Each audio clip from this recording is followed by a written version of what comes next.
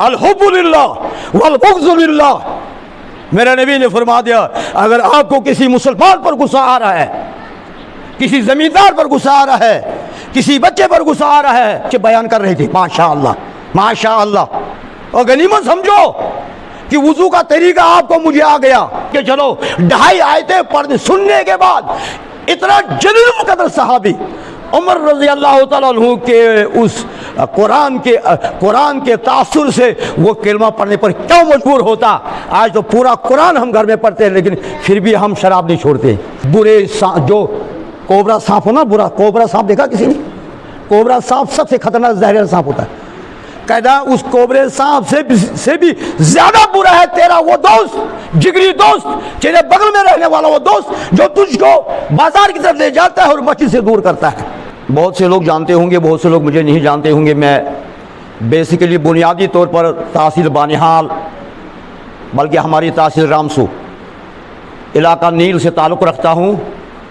1990 जून 1990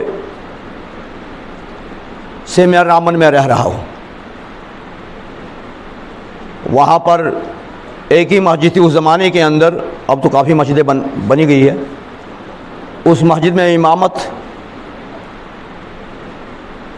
वहाँ पर एक ही मस्जिद थी उस ज़माने के अंदर, अब तो काफ़ी मस्जिदें बनी गई है। उस मस्जिद में इमामत के लिए इंतखाब मेरा हुआ और उसके बाद अल्हम्दुलिल्लाह 1-2 साल के बाद एक इदारे का क़याम भी अमल में लाया गया, मदरसा क़ासिमुल उलूम, जिसका तारुफ़ इजमाली तौर पर मेरे अज़ीज़ शागिर्द मोहतरम हाफिज़ बाबर इकबाल साहब ने किया। और उसके बाद अल्हम्दुलिल्लाह काम चलता गया, जवानी हमारी गुज़रती गई। अब आप हजरात से यही मुअद्दबाना गुजारिश लेकर आया हूँ कि अब हमारी आखिरी उम्मत है, 60 से ऊपर हम जा चुके हैं। अब हमारे लिए आप दुआ करें कि ख़ात्मा बिल ईमान नसीब हो। सबसे बड़ी दौलत है ख़ात्मा बिल ईमान, क्योंकि जब इंसान, हदीस पाक के अंदर आता है, तमूतून कमा तामुलून कमा तमूतून तुहशरून कमा तमूतून, जैसा इंसान ज़िंदगी गुजारता है वैसी ही उसकी मौत आती है, और जैसी मौत आएगी वैसा ही महशर में उठेगा।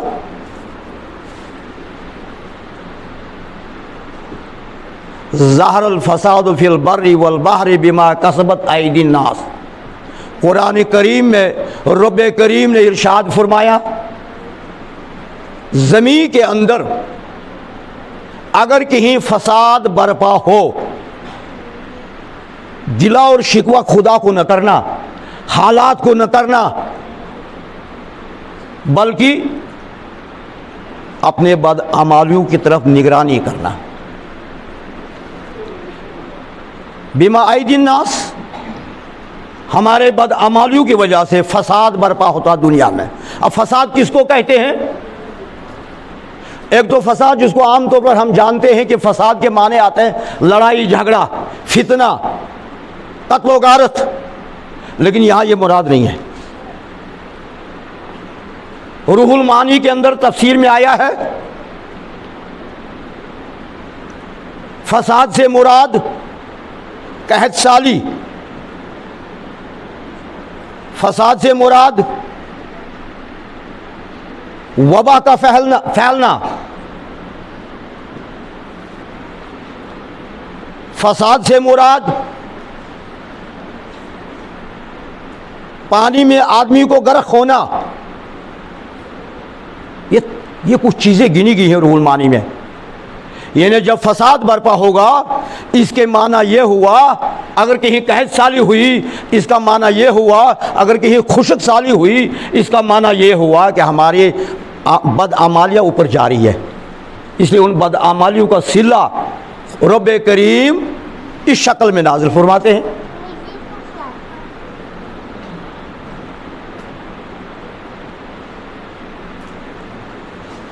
इस ज़माने के अंदर, जिस ज़माने में आप मौजूद हैं और मैं भी मौजूद हूँ, ये फितने का ज़माना है। ये ज़माना जिस ज़माने में आप मौजूद हैं और मैं भी मौजूद हूँ, ये फितने का ज़माना है।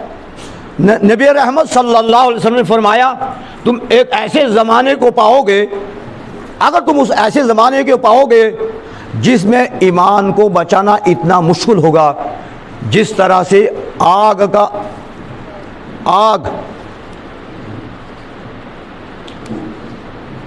हथेली में रखना मुश्किल है, आग का अंगारा हथेली में रखना मुश्किल है, इसी तरह से दीन को अपने पास रखना मुश्किल होगा। आज इस ज़माने के अंदर नौजवान लोगों की ज़हनियत को, काबिलियत को, शराफत को, नेकी को भुला दिया गया है। तस्वुरात खत्म हो गए हैं। बुराई हमें मालूम नहीं, गुनाह हमें मालूम नहीं है। हम सवाब और गुनाह को यकसा नज़र से देखते हैं। हम सवाब और गुनाह को यकसा नज़र से देखते हैं। क्यों? कि गुनाह की अहमियत ख़त्म होगी। नबी रहमत सल्लल्लाहु अलैहि वसल्लम ने फरमाया, एक ज़माना आएगा जब लोग गुनाह को इतना हल्का समझेंगे जैसा एक मक्खी नाक पर बैठ गई और हटा दी तो कोई फ़र्क नहीं। और आज का ज़माना उस ज़माने को कहा गया है। आज के ज़माने में लोग गुनाह को इतना समझते हैं गोया कि ओहद के पहाड़ के नीचे हम दब रहे हैं, तो आज गुनाह महसूस ही नहीं हो रहा है। नबी रहमत सल्लल्लाहु अलैहि वसल्लम ने फरमाया, अला फिल जसद मुज़गतुन, अला फिल जसद मुज़गतुन, इज़ा सलहत सलहतुल जसदु कुल्लु व इज़ा फसदत फसदत जसदु कुल्लु, अला वहियल कल्ब। अल्लाह ताला ने इंसान को पैदा करने के बाद मुरक्कब जमा पैदा किया। एक इसका जिस्म है जाहिर, एक इसका बातिन है रूह, और रूह का असली मिज़ाज है कल्ब, दिल। जहाँ पर ये रूह रहता है ये मुरक्कब है।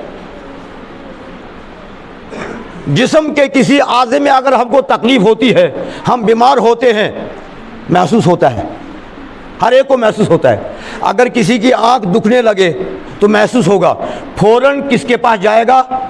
आई स्पेशलिस्ट के पास। अगर किसी के पास दांत में दर्द होगा वो डेंटल डॉक्टर के पास जाएगा। अगर किसी के पेट में दर्द होगा फिजिशियन के पास जाएगा। गोया कि दुनिया का दस्तूर है, दुनिया का दस्तूर है, अगर इंसान के जिस्म में कहीं तकलीफ हो तो फौरन हकीम, डॉक्टर, तबीब के पास जाना लाजमी है। क्यों? इसलिए कि तकलीफ महसूस हो रही है। कोई ऐसा इंसान जिसके आंख में, जिसके दांत में दर्द हो और उसको महसूस ना हो? मुझे नहीं लगता ऐसा कोई होगा।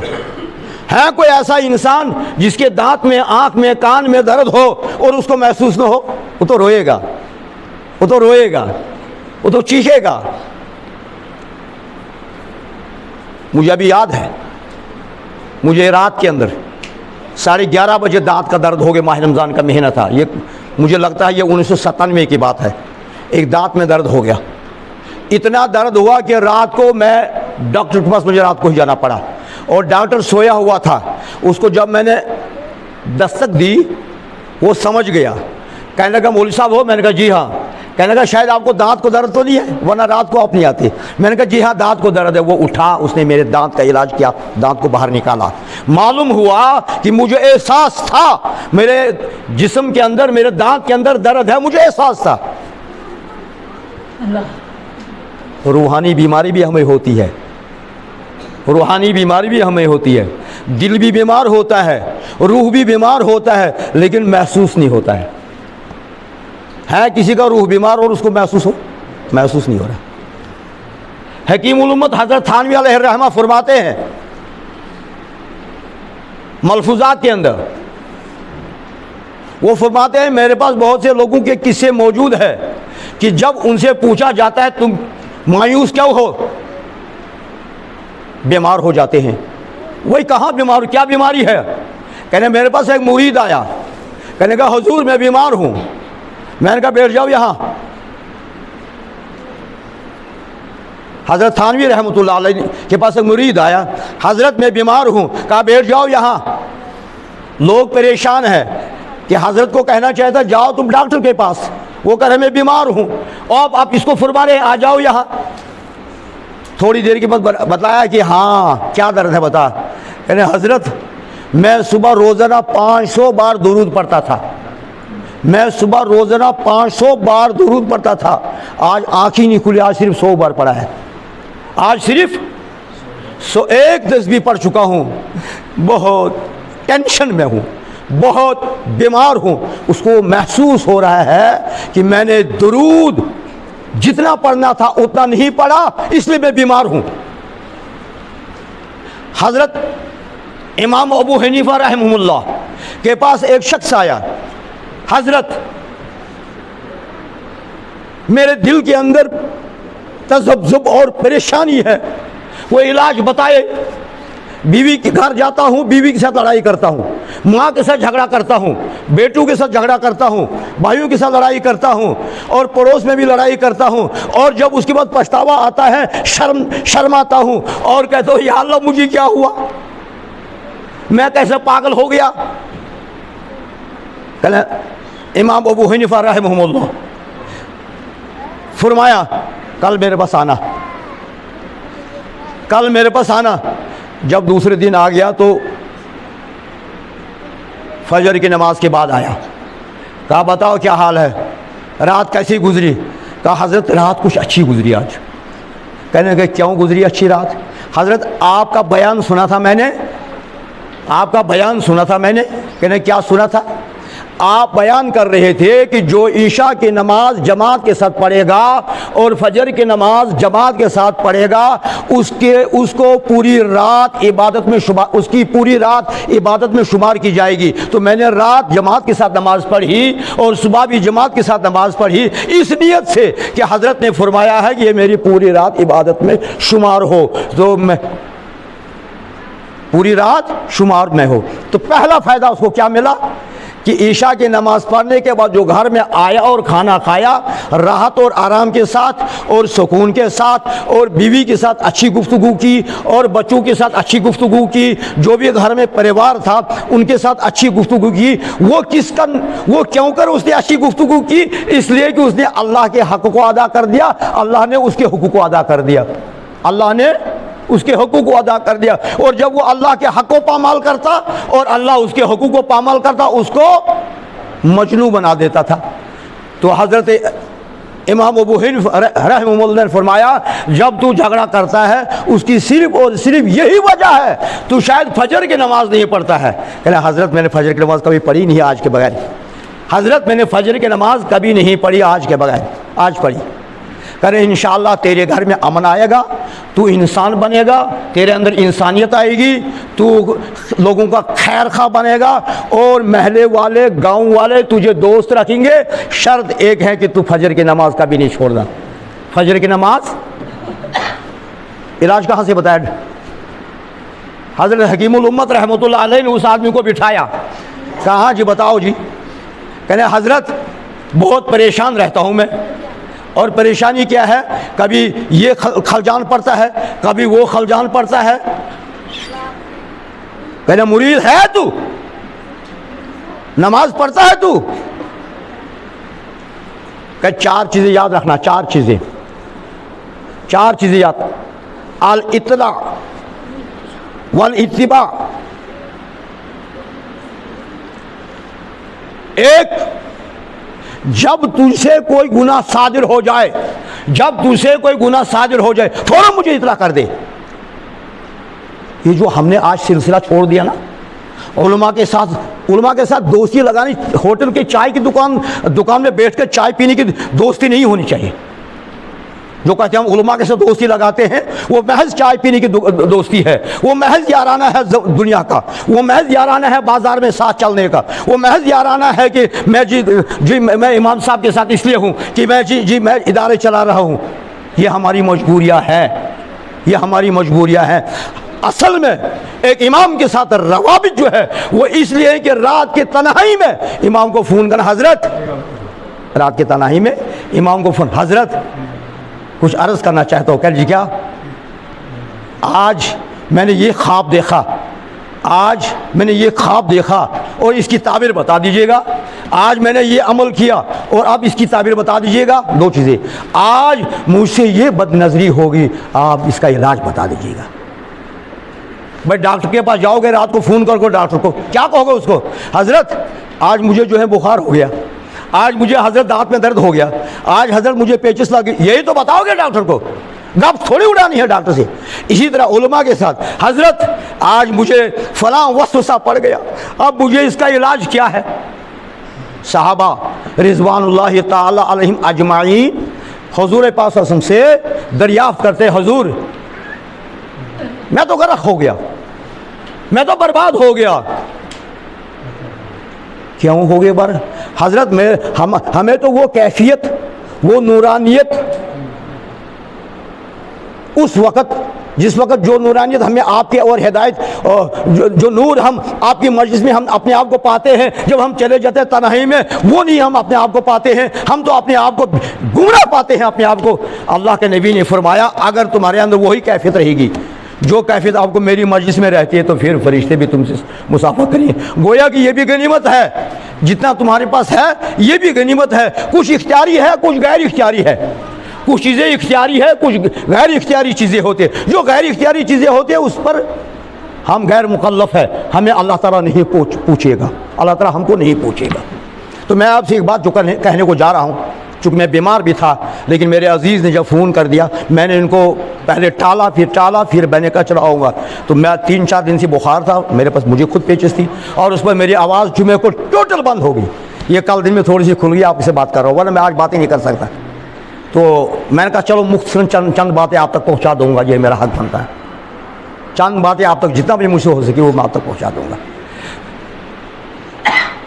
एक गाड़ी चलती है रोड पे, एक मिसाल देता हूँ मैं आपको, मुमकिन है आपको समझ आ जाएगी। एक गाड़ी चलती है और गाड़ी का होता है एक इंजन, सब जानते हैं, इस वक्त छोटे बच्चे भी जानते हैं। इंजन खराब हो गया, गाड़ी चलेगी क्या? नहीं चलेगी। इंजन खराब हो गया, गाड़ी नहीं चलेगी।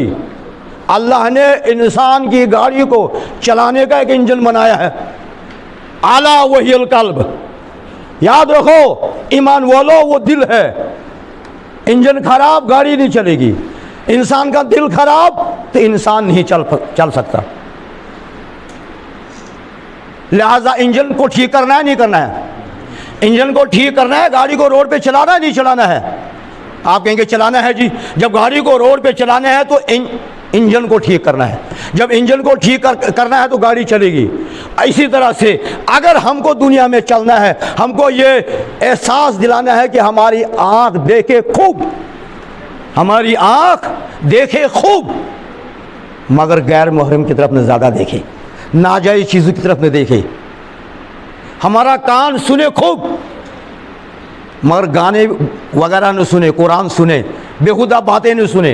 हमारी ज़ुबान बोले खूब, मगर अच्छी बोल बोले, अच्छी बोल बोले।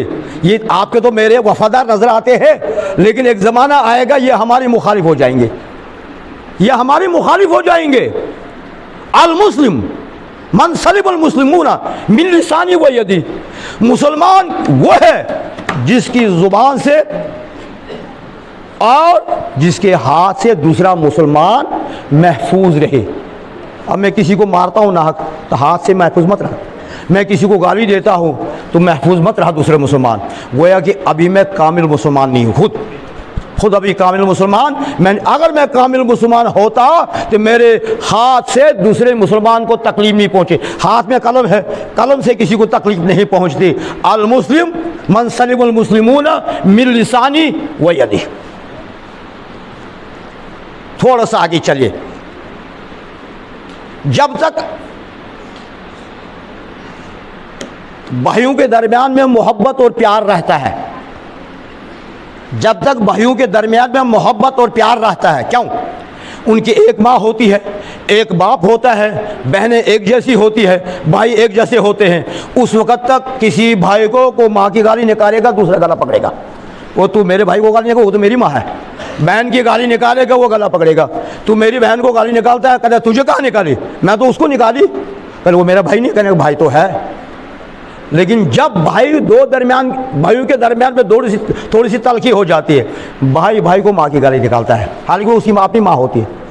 इतनी जुनूनियत आती है, इतनी बेहिस्सी आती है, वो ज़रफ़ का मकान ख़त्म, वो दीन का मकाम ख़त्म। उसे एहसास इतना घिर जाता है वो कि उसको ये ख्याल नहीं रहता है कि हम एक ही रहम से पैदा हुए, एक ही रहम में हमने ज़िंदगी गुजारी है। वो सगा भाई सगे भाई को माँ की गाली निकालता है। क्या मतलब है ये? वो क्यों निकालता है? कि उसके अंदर जुनून पैदा होता है। वो जुनून किस चीज़ का पैदा होता है? बेदीनी का जुनून, बेदीनी का जुनून। उसकी इस्लाह की ज़रूरत है, उसकी इस्लाह की ज़रूरत है।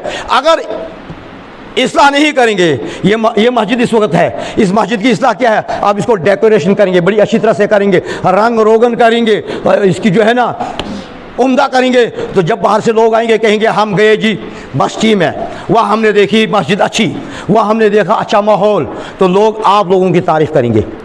ये नहीं कहेंगे जिब्राइल आया था, मीकाइल आया था, इसराफील आया था, फलानी फरिश्ता आया था, उनने जो वहाँ जो मस्जिद अच्छी बना। कहेंगे बस्ती के रहने वाले लोगों ने बहुत कमाल किया है, उनके बच्चे दीनदार हैं, वो खुद दीनदार है, वो खुद ईमानदार है, तारीफ़ आपकी हो। क्यों? आपने अच्छी डेकोरेशन की है।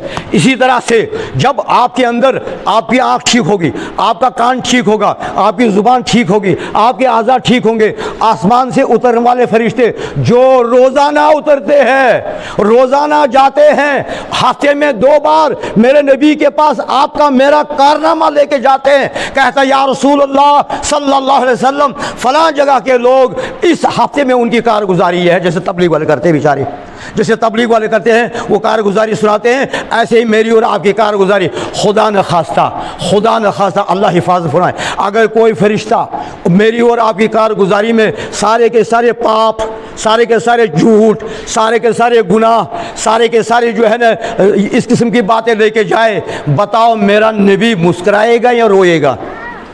मेरा नबी मुस्कुराएगा या रोएगा? हज़रत की उस्मानी दामत बरकातुहुल आलिया बहुत दुनिया के नंबर 1 आलिम इस वक्त है। याद रख लीजिए, आप नाम उलमा का नाम भी याद रखा करो, सवाब है।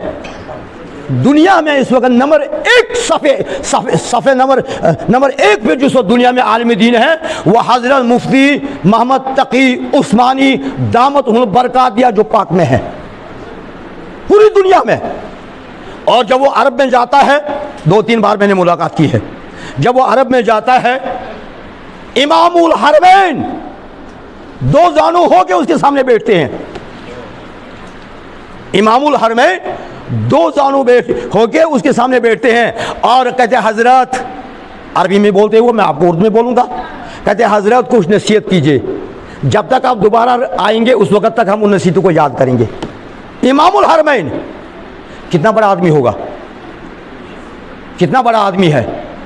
उनके उलमा के नाम याद रखो, बड़े बड़े जो उलमा हैं उनका नाम याद हो, उसमें बरकत है। मैं आपको बताऊंगा, हम लोग ये नौजवान अजीज़ तलबा, हम लोग क्रिकेट प्लेयरों के नाम याद करते हैं नहीं करते हैं, उसे हमें आसानी होती है, कौन आउट हुआ, कौन बैटिंग कर रहा है, कौन बॉलिंग कर रहा है, आसानी आ रही है। हम कहें फलां लड़का, अगर ऐसे वो गया वो आया, वो क्या मतलब है? उसे क्या माना निकला? वो आउट हुआ, वो क्या हो गया?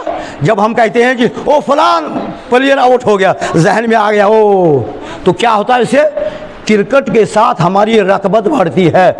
क्रिकेट क्या है? खेल है ना।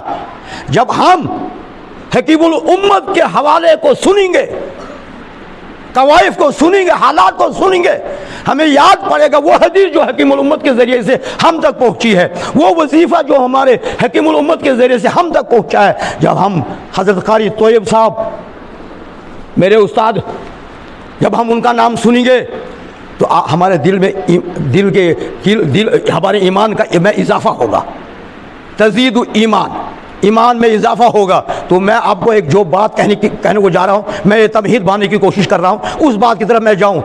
बेजोड़ आदमी हम हो चुके, बेजोड़ जोड़ नहीं हमारे पास। एक आदमी अगर बेजोड़ होगा दुनिया के एतबार से तो सारे कहेंगे यारो तू 32 साल तेरी उम्र होगी, अभी तक तेरा जोड़ ही नहीं है, तेरी शादी नहीं की। वो शर्माएगा, उसमें वो कहेगा जी हाँ जी करूँगा शादी, या तो वो इस लायक नहीं होगा शादी के लायक, तो शर्म के मारे आपके सामने कुछ नहीं कह पा रहा है कि शादी क्यों नहीं कर रहा हूँ। आप उसको कह रहे हैं भाई 33, 35, 40 साल तेरी उम्र हो रही है, कब शादी तो कर लो। समाज में बड़ी जो है ख़वातीन हैं, वो ख़वातीन जो है इंतज़ार में है, शादी कर लो, सुन्नत है शादी करना। वो कहते हैं जी क्या करूँगा जैन, क्यों या तो उसके अंदर सलाहियत नहीं, अगर सलाहियत नहीं है तो सवाल दिक्कत, अगर सवालियत नहीं है तो इनकार है। क्यों? बेजोड़ रहना दुनिया में कोई पसंद नहीं करता है। बेजोड़ रहना इस तरह से, एक ईमान वाला अनअमत अलैहिम मिनन नबिय्यीन व सिद्दीकीन व शुहदाई व सालिहीन, ये हमारे राब्ते और जोड़ है, ये हमारे राब्ते और जोड़ है जिनके साथ हम उलमा के साथ राब्ता करें, उलमा के साथ राब्ता करें। उनके मोबाइल फ़ोन ले ले, इसलिए ये मोबाइल फ़ोन, ये गाना सुनने के लिए थोड़े हमने खरीदे हैं, ये तिजारत के लिए थोड़े हमने खरीदे हैं, ये उलमा के साथ, उलमा के फ़ोन को। हज़रत आज रात को मैं नमाज इस्तिखारा पढ़ना चाहता हूँ और मुझे याद नहीं है कि मैं इस्तिखारा नमाज कैसे पढ़ूँ। आपने रात को मुझे फ़ोन कर दिया, जो है अजीज़म बाबर को फ़ोन किया, फ़लाने मौलवी साहब को फ़ोन किया, तो बशीर साहब को फ़ोन किया, दादी को, दूसरे को, ये हज़रत मैं आज ये नमाज़ पढ़ना चाहता हूँ, आज ये मैं खैरात करना चाहता हूँ अल्लाह के नाम पर, इसका जायज़ तरीका क्या है? उठाया फ़ोन कर दिया मौलवी साहब को। हमें रात को 12-12 बजे तक फ़ोन आते रहते लोगों को, अब हमने लोगों को बता दिया, लोगों को अब चस्का पड़ गया है, वो कभी कभी रात को सताते हैं हमें ऐसे, हज़रत मुझे ये काम था, ये काम था, ये कर, मैं कहा दिन में करना था, कहने नहीं हज़रत हमको ये काम रात को ही करना था, तो रात को भी नींद से, तो इसको कहते हैं राबता, इसको कहते हैं राबता। और ये राबता होगा, इमाम ग़ज़ाली रहमतुल्लाह अलैह जब मौत आई, शैतान ने कहा तू बड़ा मुनाजिर था, तो तेरे पास क्या सबूत है कि खुदा एक है, तेरे पास क्या सबूत है खुदा एक है? उसने कहा क्यों नहीं सबूत? कुरान का आयत पढ़ के दिखाई। कहा ये कुरान में लिखा हो हुवल्लाहुल वाहिदुल कहार, हुवल्लाहुल वाहिद, इसमें क्या शक की बात है? शैतान ने तोड़ दी दलील उसकी, लेकिन चूंकि वो बामुर्शिद था, उसका उस्ताद के साथ ताल्लुक़ था, उस्ताद के साथ फ़ोन पर राबता था, तो उसने उसका अचानक आनन फानन गशी जैसी तारी हुई और ख्वाब में उधर ही उस्ताद आया, कहना अरे बेवकूफ़ मोहम्मद तुझे हुआ क्या? जी तू शैतान को दलील क्यों देता है? ये दलील देने का टाइम है तेरा, अभी तो तेरा इजराइल आ रहा है, वो जान निकलने वाली है, तू को मैं बगैर दलील को खुदा को वाहिद मानता, बगैर दलील के। भाई दलील की क्या ज़रूरत है? खुदा है एक या नहीं, दलील की ज़रूरत क्या है? भाई खुदा है फाइनल, तुम मानो या ना मानो, मैं मानता हूं कि खुदा एक है, कामयाब हो गया। इसलिए हर रोज़ इंसान तिजारत जब शुरू करता ना कोई, तो पहला वो कहता है डी क्लास, बी क्लास, सी क्लास, क्या क्या होते हैं मुझे मालूम नहीं, बी क्लास, सी डी ऊपर से आएगा शायद, फिर ए क्लास, ठेकेदार भरता ना ऊपर पर। लेकिन हम मुसलमान क्या है, जब हमारी उम्र 15 या 20 साल की थी, हमें अतहियात याद था, कुल हुवल्लाह याद था, अलहम्दु शरीफ याद था, और नमाज इतनी रकात याद था। और आज हमारी उम्र 82 साल हो गई, वही उतना ही याद है, इसी ऊपर बढ़ाई नहीं। तो बताओ खुदा के सामने क्या जवाब देंगे हम? खुदा के सामने क्या जवाब देंगे? और उस वक़्त, उस ज़माने के अंदर, मैं आपको बताऊं एक छोटी सी मिसाल, वक्त कैसे तब्दील होता है। मैं 1977 में बाहर पढ़ने के लिए गया, हमको वहाँ एक स्टोव मिला, उसको स्टोव कहते थे वहाँ, स्टोव मिला हमें खाना पकाने के लिए प्राइवेट। हाँ तो मदरसे में लंगर मिलता था, लेकिन एक स्टोव किसी ने दिया। मैंने 10वीं तक पढ़ा था स्कूल में, मैंने सुना तो था कि स्टोव होता है और उसमें आग जलती है और उसमें खाना पकाया जाता है, लेकिन कभी नज़दीक नहीं गया था, मैंने देखा ही नहीं था, सुना था, पढ़ा था किताबों में। जब वहाँ आ गया तो मेरे साथ एक, उसका नाम था अब्दुल अजीज़, वो मुजफ्फरनगर के करीब में एक महमूद नगर का रहने वाला था। तो उसने कहा मुझे कहा गुल मोहम्मद इससे बचते रहना। मैंने कहा क्यों? कहने लगा कभी फट गया 4 आदमी मर जाते हैं। वल्लाह करके कहता हूँ मैं उसके बाद कभी स्टोव के नज़दीक नहीं गया। मैंने कहा पहले मैंने इधर मरने के लिए थोड़ा आना है, मैं जाऊँगा ही। वो कहता कभी कभी हम पकाएंगे, मीट आता है कभी बड़ा तो हम पकाएंगे, रात को खाएंगे। खाना तो मदरसे में मिलता था, लेकिन फिर भी खाएंगे, कोई चीज़ पकाएंगे। तो मैं कहता नहीं, मैं नज़दीक नहीं आता जनाब, डर गया मैं। राफ्ता राफ्ता राफ्ता राफ्ता राफ्ता राफ्ता साल 2-4 महीने गुजर गए, तो फिर मुझे पता चल गया इसको पंप कैसे लगाते हैं, इसको वो सुई कैसे लगाते हैं, क्या करते हैं, और मैं स्टोव चलाना सीख गया। आज का 2.5 साल का बच्चा आपके घर में गैस जलाता है। आज का 2.5 साल का बच्चा आपके घर में गैस जलाता नहीं जलाता है, जलाता है गैस। क्यों? रब्बे करीम ने आपके अंदर और मेरे अंदर वो पूरी सलाहियत मौजूद रखी थी, लेकिन हम इस्तेमाल नहीं कर पा रहे थे। सलाहियत मौजूद है, अगर सलाहियत मौजूद नहीं होती तो कुरान करीम की एक आयत, बल्कि 2.5 आयतें मान के चलो, 2.5 आयतें पढ़ने सुनने के बाद इतना जलील कदर सहाबी उमर रज़ी अल्लाह तआला अन्हु के उस कुरान के तासुर से वो कलमा पढ़ने पर क्यों मजबूर होता। आज तो पूरा कुरान हम घर में पढ़ते हैं, लेकिन फिर भी हम शराब नहीं छोड़ते, फिर भी हम अफीम नहीं छोड़ते हैं, फिर भी हम फुक्की नहीं छोड़ते हैं, फिर भी हम बदकलामी नहीं छोड़ते हैं। इतना कुरान पढ़ने के बाद भी हज़रत उमर को सिर्फ 2 या 2.5 आयात कुरान सुनने के बाद उसने कहा मुझे फ़ौरन ले जाओ उस नबी के पास जिस नबी पर यह कुरान नाजिल हुआ है। एकदम असर हो गया, एकदम असर हो गया, गोया कि कुरान अभी वही है। वो फरमाते हैं, मुफ्ती शफी पाकिस्तानी साहब फरमाते हैं, अगर आज सहाबा यहाँ आ जाए, अगर आज सहाबा यहाँ दुनिया में आ जाए, वो हमको मुसलमान कहेंगे क्या? हम उनको मुसलमान कहेंगे क्या? उनका कुछ अजीब तरीका होगा, हमारा कुछ। ये तब्दीली क्यों आई? ये तब्दीली बीच में लाई क्या, किसने? वो अगर सहाबा आज दुनिया में आ जाए और मुझे और आपके दीन को देखें, तब्दीली वो हमको मुसलमान न कहें, इसका माना क्या है? ये सबसे बड़ी मेहनत किसने की है कि हमको सहाबा के तरीके से दूर किया? ये किसने मेहनत की है? ये शैतान ने मेहनत की है, लेकिन हमें समझ नहीं आ रही है। मैं जो कहने को जा रहा हूँ वो ये है, जब तक न हम उलमा के साथ राब्ता रखेंगे, यक ज़माना सोहबते बा औलिया, औलिया से मुराद क्या है? बड़े बड़े वली, बड़े बड़े उलमा, बड़े बड़े हाफिज, जिसके सीने में कुरान हो, जिसके सीने में कुरान हो। उसको छोटा समझते हैं आप लोग? जिसके सीने में कुरान हो उसको आप छोटा समझते हैं। यक ज़माना, थोड़ा सा अरसा, थोड़ा सा वक्त उस हाफिज साहब के साथ गुजारना, उस हाफिज साहब के साथ रात में गुजारना, उस मौलवी साहब के साथ रात में गुजारना बेहतर 100 साल बेहतर है। जो 100 साल तुमने बेमौलवी और 100 साल तुमने जो है ना इबादत की मगर बगैर मुर्शिद के, बगैर मौलवियों के राब्ते के, बगैर हाफिज साहब के राब्ते के, खुद ही यहाँ खुद ही नहीं चलता है, यहाँ खुद ही नहीं चलता है, क्योंकि यहाँ असनाद से चलता दीन।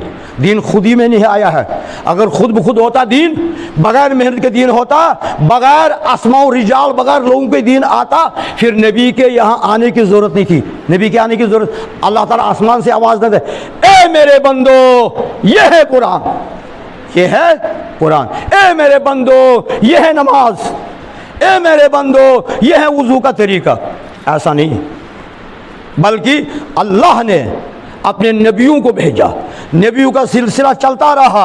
आखिर में इमामुल अंबिया हज़रत मोहम्मद रसूलुल्लाह सल्लल्लाहु अलैहि वसल्लम को मबूस फरमाया, पैदा फरमाया, और आपको पैदा फरमाने के बाद लोगों को ये हिदायत की। अभी हमारे मास्टर जी बयान कर रहे थे, हिदायत फरमाया कि अब हमने अल्लाह के रसूल को खाली नबी नहीं मानना है, खाली नबी ही नहीं मानना है, हम अपने नबी को ईमान जब लाएंगे नबी पर तो खाली नबी ही नहीं कहना बल्कि खातमुन नबीयीन, याद रखिए आप, खाली नबी नहीं, खाली अगर नबी कहेंगे हम अपने नबी पर, चूँकि वो हम हज़रत मोहम्मद रसूल हमारा नबी, हम आपके नबूवत पर ईमान लाते, ये हमारे लिए काफ़ी नहीं, बल्कि हमने अपने नबी को नबी भी मानना है, खातमुन नबीयीन भी मानना है, खातमुन नबीयीन भी मानना है। जब हम खातमुन नबीयीन मानेंगे दरवाज़ा बंद हुआ नहीं है, अब कोई नबी नहीं आएगा, क्यों? हमने खातमुन नबीयीन मान दिया।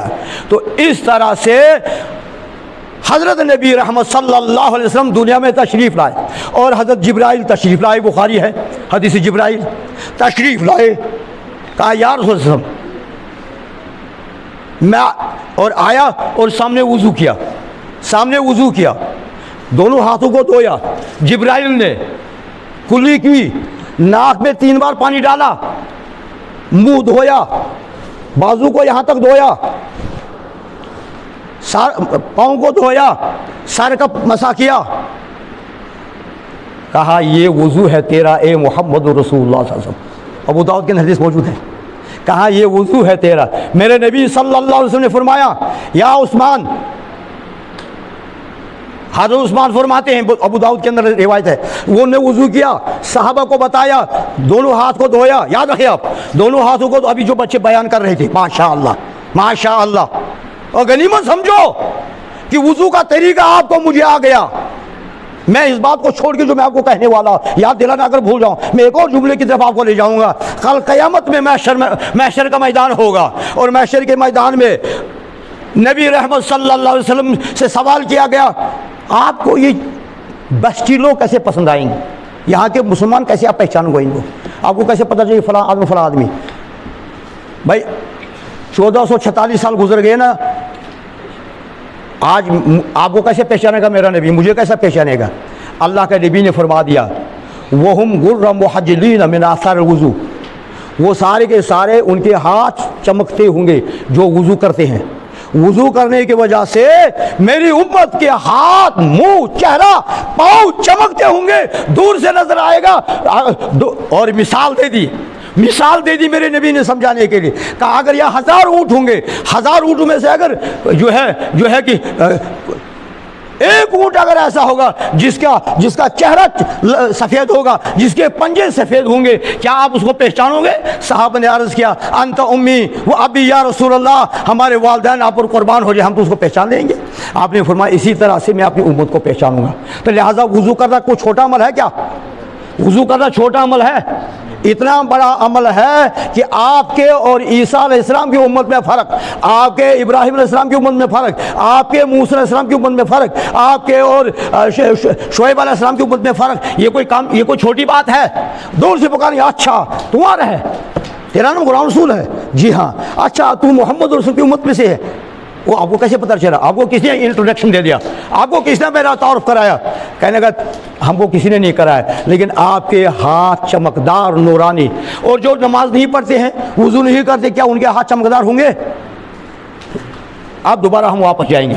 हज़रत उस्मान रज़ी अल्लाह तआला ने वज़ू किया और फरमाया हाज़ा वज़ू रसूलुल्लाह सल्लल्लाहु अलैहि वसल्लम, ये मेरे नबी सल्लल्लाहु अलैहि वसल्लम का वज़ू है, ये मेरे नबी का वज़ू है। हज़रत उस्मान ने किसे सीखा था? हुज़ूर पाक सल्लल्लाहु अलैहि वसल्लम से सीखा नहीं, राब्ता हुआ नहीं, उस्ताद के बगैर आया कहीं नहीं आया। उसके बाद मेरा 26वां उस्ताद, मैं ज़ाती तौर पर आपको कह रहा हूँ, मेरा 26वां उस्ताद हज़रत मोहम्मद रसूलुल्लाह सल्लल्लाहु अलैहि वसल्लम है, 26वां उस्ताद। और पूरी सनद अल्हम्दुलिल्लाह हमको याद है, इधर से मुझे वक्त नहीं है क्योंकि मैं बीमार भी हूँ, मैं फिर मुँह खुश हो जाएगा। मैं आपको पूरी सनद सुनाता कि 26वां उस्ताद।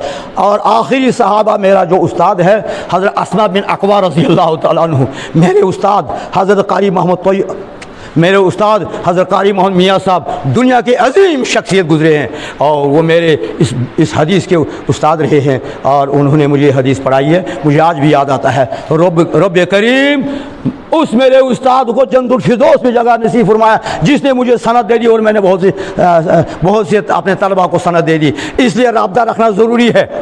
मेरे मुर्शिद हज़रत मुफ्ती अब्दुल गनी अज़हरी अलैहिर्रहमा, मैं कहीं सफ़र को जाता था, उसे इजाज़त लेता, हज़रत मैं जा रहा हूँ फ़लाँ जगह, और यहाँ से जम्मू जाता था। वो जम्मू में जो है ना नगरोटा में रहा करते, बाद में यहाँ खिरूशार में रहते थे, यहाँ कश्मीर में रहते थे। मैं उनके साथ मुलाकात करता, कहना क्यों आए? मेरे एक उस्ताद थे कारी मोहम्मद मियाँ साहब, मैं दिल्ली में रहते थे। वो दिल्ली में दिल्ली में आप में से कोई गए होंगे तो वो देख लेना। दिल्ली में जो है ना बलीमारान में एक ऊंची मस्जिद है, उसमें वो इमामत भी करते थे। मैं कभी कभी जाया करता उस्ताद के पास। और हजरत कहने क्यों आए? कश्मीरी। कहता कश्मीरी। कहता तुझे कश्मीरी तो नहीं कहूँगा, लेकिन कश्मीरी चूँकि तू वहाँ का रहने वाला, वरना तू कश्मीरी है, तू तो काला है। कश्मीरी बड़े गोरे होते हैं। मैंने कहा हजरत मैं तो काला हूँ, तो लेकिन अब निस्बत है, कुछ न कुछ कश्मीर से निस्बत है। तो मैं कहता हजरत क्यों आए? एक जुमला कहता था मैं, खुदा करे कि महशर में भी वो जुमला मुझे याद रहे, इधर ही नहीं भूल जाऊँ। हजरत आपके चेहरे को देखने के लिए आता हूँ। मैं अपने उस्ताद को कहता हजरत मैं आपके चेहरे को देखने के लिए आता हूँ। उगर मेरे उस्ताद गर्दन झुका देते थे कि इसको, मेरे शागिर्द को इतनी अकीदत। मैं उस्ताद के चेहरे को देखने के लिए जाता था। हजरत मैं आपके चेहरे को देखने के लिए। उस्ताद का चेहरा क्या है? आलिम दीन है। वो नबी का चेहरा, जिसने अपने उस्ताद के चेहरे की इज्जत की, उसने नबी के चेहरे की इज्जत की। जिसने अपने उस्ताद की इज्जत की, उसने नबी की इज्जत की। जिसने उलमा की इज्जत की, उसने नबी की इज्जत की। जो उलमा की तौहीन करते, उसने नबी की तौहीन की। तो मैं आपको थोड़ा सा, ज़्यादा नहीं लूँगा वक्त, थोड़ा सा वक्त लेके एक राब्ता कहने की कोशिश करूँगा। एक फारसी में शेर पढ़ा था शायद ना, क्योंकि मैं बीमार भी हूँ इसलिए मेरा मुंह खुश हो रहा है, लेकिन पानी नहीं पीऊँगा।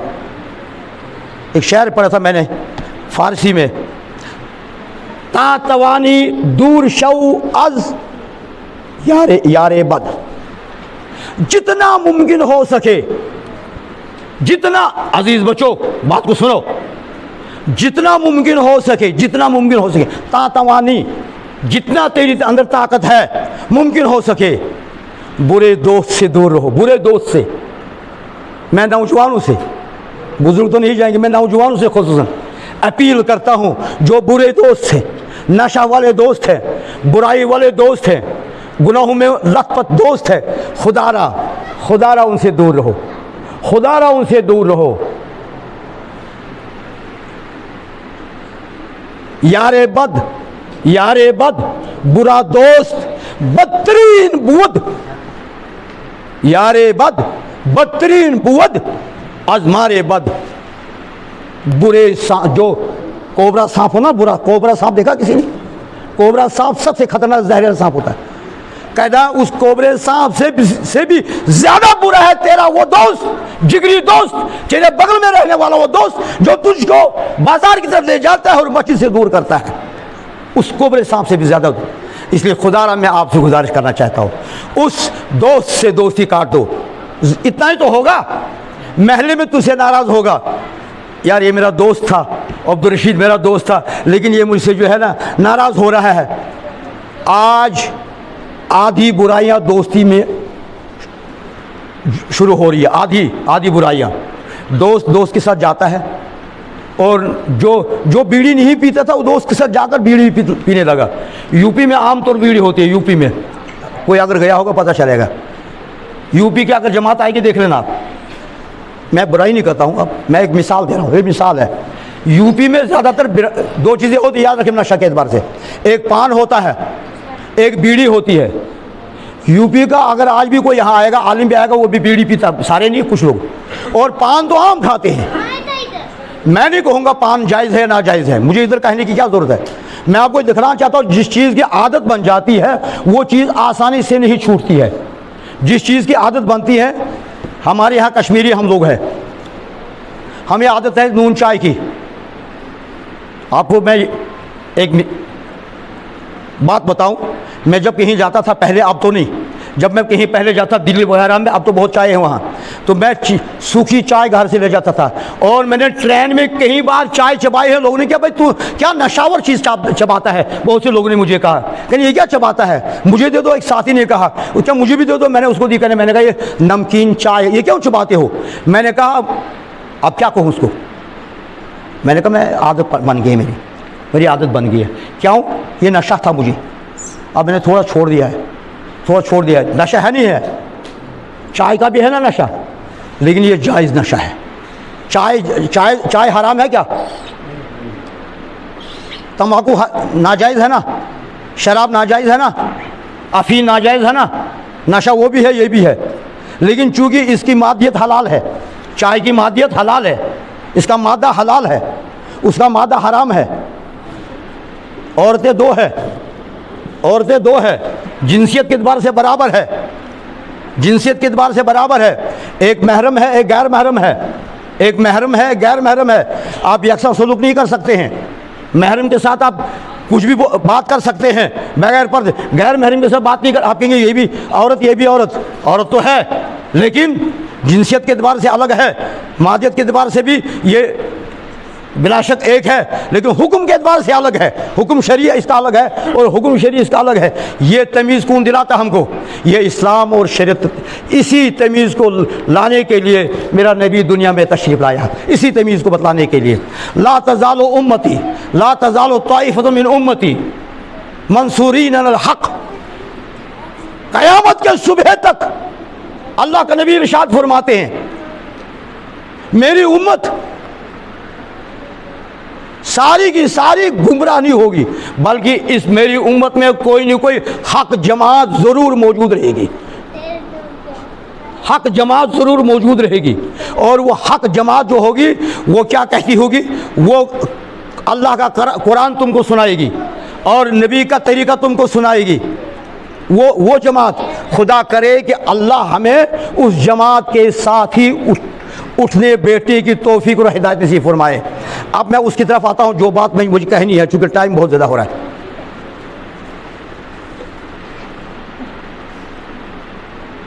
यक ज़माना सोहबते बाउलिया, यक ज़माना, अगर थोड़ा सा वक्त भी अगर हम उलमा के साथ गुजारेंगे, मैं आपको बताऊँगा, पता नहीं मुझे कोई नाराज़ होगा यहाँ, मुझे नाराज़ हो जाएगा यहाँ, नाराज़। मैं खुद सबसे पहले 1979 में, सबसे पहले 1979 में ज़िला मुजफ्फरनगर यूपी में तबलीग में गया हूँ। और मैं आपको करामात बताऊँगा। आप कहेंगे ये मौलवी साहब रामन सियाही तो बड़ी करामतें सुनाने लगा। मैं आपको करामात बताऊँगा, और ये किसी से तहकीक करके बताना कि इसने जो करामात बताई ये सच है या नहीं है। मेरा एक भाई पोलियो शिकार था, मेरा एक भाई पोलियो शिकार था, ज़्यादा नहीं थोड़ा बहुत था। शायद गुलाम सूद साहब जानते हुए, यानी अब्दुर्रहमान उसका नाम था।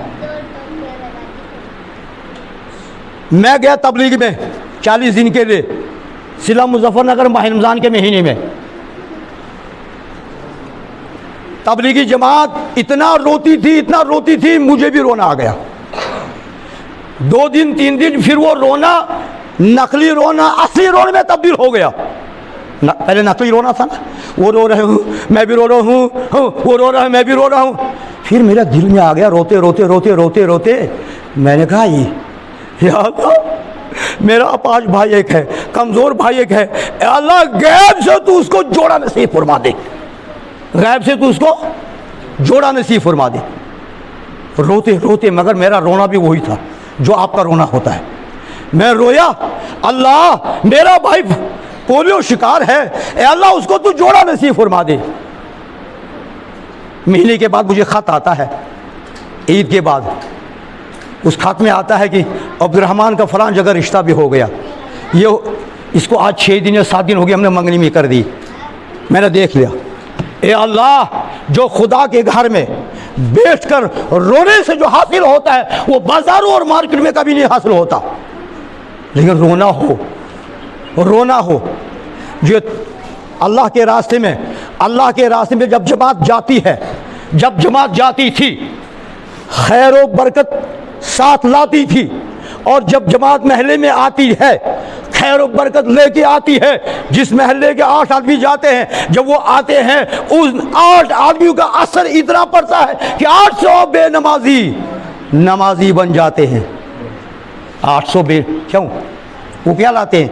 ये बेजोड़ थी, वो जोड़ लाया वहाँ से, ये बेजोड़ थी, वहाँ गए, वहाँ से इन्हें जोड़ पैदा कर दिया, एक से जोड़ दूसरे से जोड़, यहाँ आके दिल इतना रोया, इतना रोया। क्यों?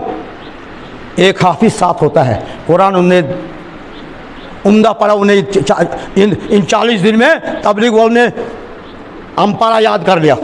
जो ज़हीन होते नौजवान, अम्पारा याद कर लिया, 20 सूरतें याद कर ली, 15 सूरतें याद कर ली, दुआई कुनूत याद कर लिया, दुआ याद कर ली, और चेहरे पे दाढ़ी आनी शुरू होगी। किससे? तबलीग से। तबलीग से।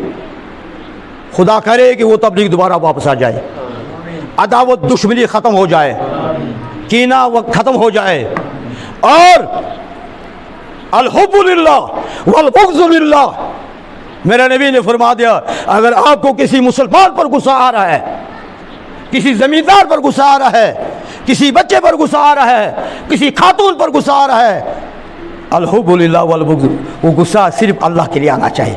ये बेनमाजी बेटा है, ये बेदीन बेपर्दा औरत है, ये जो है चुगलखोर आदमी है, ये शराबी आदमी है, ये फलाने बदमाश आदमी है, इसलिए मुझे इस पर गुस्सा है, अदरवाइज़ ये मेरा दोस्त है। वल-हुब्बु लिल्लाह। एक आदमी ने आपकी जो है ना 5 कनाल में से एक ज़मीन ले ली, बेटा कहता अब्बू चल कोर्ट पे चलें, इसके खिलाफ केस करेंगे। आप कहें केस अलग चीज़ है, मुझे इसके साथ मोहब्बत है, क्योंकि ये दीनदार आदमी है, इसके चेहरे पर दाढ़ी है, इसके चेहरे, उसको ये काम नहीं करना चाहता लेकिन कर गया, अब क्या करूँगा। वो आदमी क्या समझेगा, यार मैंने इसकी 1 कनाल ज़मीन हड़प कर ली और ये मुझे सलाम करता है और मुझे मुझे मुसाफा करता है और मेरे साथ अच्छे अखलाक से पेश आता है। तहज़ीबी अखलाक की तहज़ीब आनी चाहिए, ज़िल्लत ख़त्म हो जाती है। तो वो आदमी शर्म के मारे जाएगा, शाम को कई बीवी को कहेगा आज मशवरा करें। यानी क्या मशवरा करेंगे, हमने फलानी अकबर साहब की वो ज़मीन हमने ली थी, वो अकबर साहब मेरे साथ ऐसा पेश आता है जैसा सगा भाई नहीं, हम क्यों उसकी ज़मीन को वापस कर।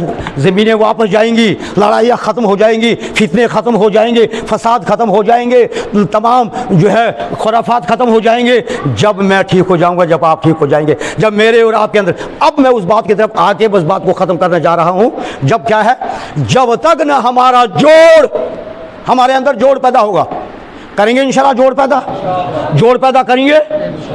तोड़ से नुकसान है, फायदा है तोड़ से क्या है।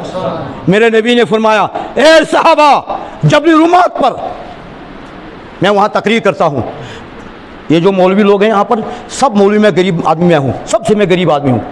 मुझे 10 साल मैंने बाहर पढ़ा, मुझे घर से 5 पैसे घर से नहीं आया, बाप गरीब था, 5 पैसे नहीं, मैं प्राइवेट इमामत करता था, अपना गुजारा करता था, और इतना गरीब हूँ। लेकिन वो ज़ात, वो अल्लाह की ज़ात, मैं मार्केट में चल रहा था, एक ठेकेदार आए, कहे मौलवी साहब फलानी मौलवी हज कर गया, फलानी हज कर गया, आप क्यों नहीं हज कर रहे हो। मैंने कहा हज़रत इंशाल्लाह मैं भी करूँगा। कहने लगे इस साल क्यों नहीं कर रहे हैं। मैंने कहा क्या बताऊँ आपको भाई, मैं इस्तात नहीं, मन इस्तता इलैहि सबीला, कुरान बताता है, ताकत भी तो होनी चाहिए। कहने लगा कल फार्म भर दे। ठेकेदार ने मेरा पैसा डाल दिया। अब ये हज किसने कराया, ठेकेदार ने, अल्लाह ने कराया।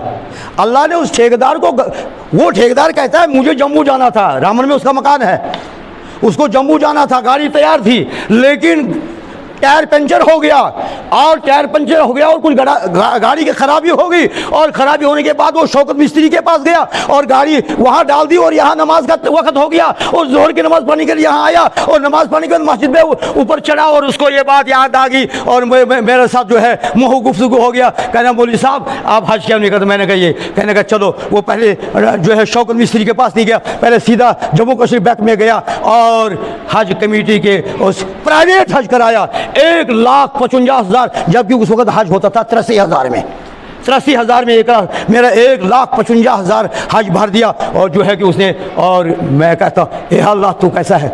अब मैंने कहा मौलवी मैं सबसे गरीब में हूँ, 17 उम्रें कर चुका हूँ मैं। मैंने नहीं की है ये अल्लाह ने कराए। किसने कराए? खुदा करे कि आपको 20 उम्रें कराए। अल्लाह, तुम जब ख्यालों में गुम हो जाओगे, हरमैन के ख्यालों में इमामुल हरमैन के साथ अकीदत बनाओगे। मैंने एक जुमला वहाँ याद कर लिया। एक शेख से पूछा मैंने, वहाँ जो दरबान था, चौकीदार जिसको कहते हैं, मैंने कहा इस मस्जिद में, मस्जिद खैफ की बात कर रहा हूँ मैंने इस मस्जिद खैफ में कितने कुरान पाक है? मैं बहुत देख रहा हूँ इसको। कहने का रूल यहाँ ये है, क्या है रूल? कहता हूँ मैं यहाँ आपकी ज़बान में रूल है, जिस मस्जिद में जितने नमाजी आते हैं उतने ही कुरान रखे जाते हैं। छोटी बात तो नहीं है। जिस मस्जिद में जितने आदमी नमाज पढ़ सकते हैं, समझ सकते हैं, उतने कुरान पाक यहाँ हम रखते हैं। अरब का रूल देखा? मेरे घर में एक कुरान पाक है, वो 18 आदमी हम है, मियाँ बीवी लेकर, बच्चे लेकर। कुरान पाक एक है। खुदा राजी हमसे नाराज़ है? मेरी मस्जिद में यहाँ 10 कुरान होंगे यहाँ इंशाल्लाह, लेकिन नमाजी कम से कम 50 है। अगर हम 20 आदमी नमाज पढ़ने वाले बन जाए, तिलावत करने वाले बन जाए, तो कहाँ से लाएंगे कुरान? इसलिए दस्तूर बनाओ अपने घर में, कुरान पाक का इजाफा करो। करोगे? कुरान पाक का इजाफा करोगे? कुरान बरकत वाली किताब है, कुरान बरकत वाली किताब है। एक मलफूजात के अंदर थानी साहब ने लिखा है, एक नाबिना जिसकी बिनाई नहीं थी, वो दिल में चाहता था मैं भी कुरान, वो क्या करता, कुरान को वर्क उल्टा था, ऐसे आंखों को करता था, ऐसे आंखों को करता, वो जो कुरान के वर्क पलटाने की जो हवा उसकी आंखों में जाती, क्या जाती थी? 40 साल तक वो कुरान की तिलावत ऐसे ही करता रहा। 40 साल जब पूरे हो गए तो उसकी बिनाई आई। वो किसने दी बिनाई? अल्लाह ने। किसके नूर से? अल्लाह करे मुझे भी वो नूर आता हो, अल्लाह करे आपको भी वो नूर आता हो। मेरी बात फिर अधूरी रह गई, मुझे और कहना था, मेरी हिम्मत नहीं है, मैं तबीयत भी ठीक नहीं है। जितना कहा ये बेजोड़ बातें कही होंगी, खुदा से मैं माफ़ी चाहता हूँ और आपसे जो है कि दुआ की दरख्वास्त करता हूँ। आप दुआ कीजिए कि मेरी सेहत कभी ठीक हो और आप मुझे बुलाएं, इंशाल्लाह किसी मौज़ू पर बात करेंगे। और रब करीम मुझे और आपको कहने सुनने के साथ अमल की तौफीक नसीब फरमाए। अल्लाह ताला इस बस्ती को आबाद फरमाए।